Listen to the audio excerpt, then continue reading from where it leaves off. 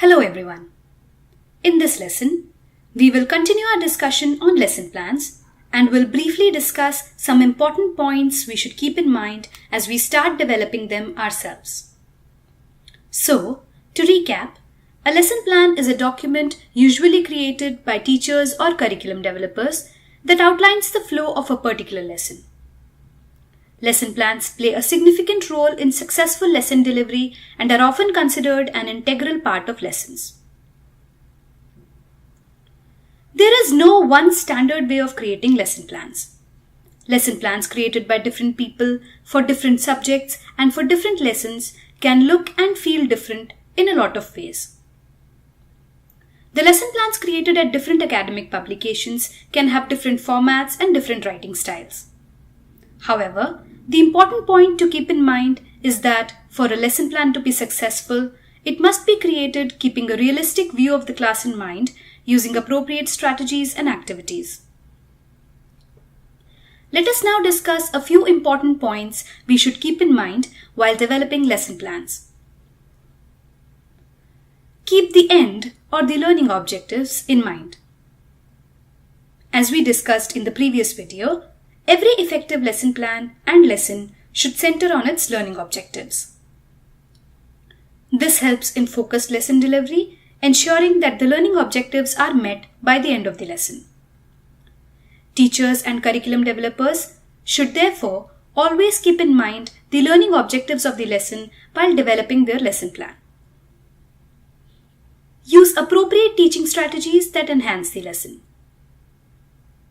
A good lesson plan contains in it useful teaching techniques and strategies that are appropriate for the lesson at hand.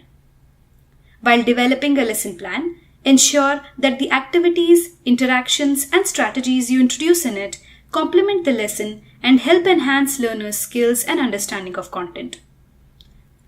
Incorporating teaching strategies or activities just to cover time is a poor way of planning lessons. Use appropriate formative assessments. Just as the use of relevant teaching strategies and activities is important for a successful lesson, a good lesson plan should also contain suitable formative assessment tools in it that give the learners as well as the teacher an idea of where the lesson stands. Again, these assessment tools should complement the lesson and try to enhance it rather than just being present in the plan to cover time. Use a consistent format and writing style. Although lesson plans have no set or defined format, different academic publications use templates and formats created by their own teams. These formats and templates follow a consistent writing style and method for the lesson plans to maintain consistency across subjects. As a curriculum developer working at an academic publication, it is your duty to ensure that you always maintain the proper format and use prescribed templates while creating your lesson plans.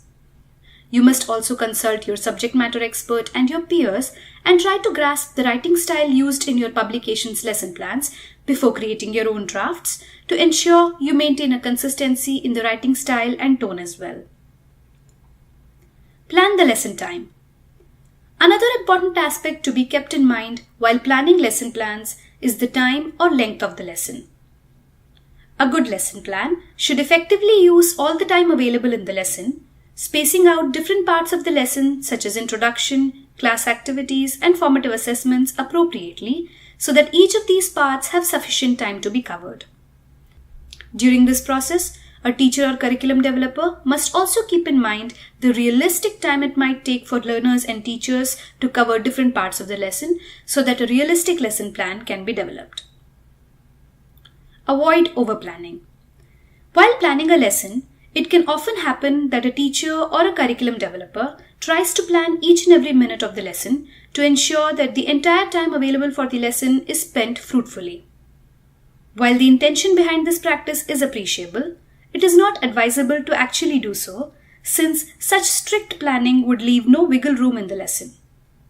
When a lesson realistically takes place, there can be a number of things that can go differently, and there should be some scope in the lesson plan to adjust to such events.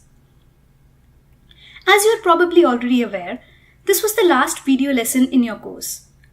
All the different types of curriculum materials we have discussed about in this course so far are equally important for imparting meaningful learning, and each of these materials has its own important role in helping students learn.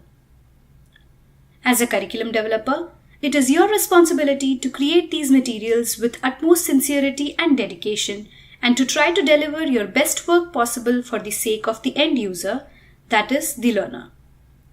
To learn more on today's topic, explore the additional resources given near the end of this week's module. You can also use the internet to research more on the topic, and should consider posting any good web links that you find to the week's general discussion forum. Thank you, and I will see you in the next video.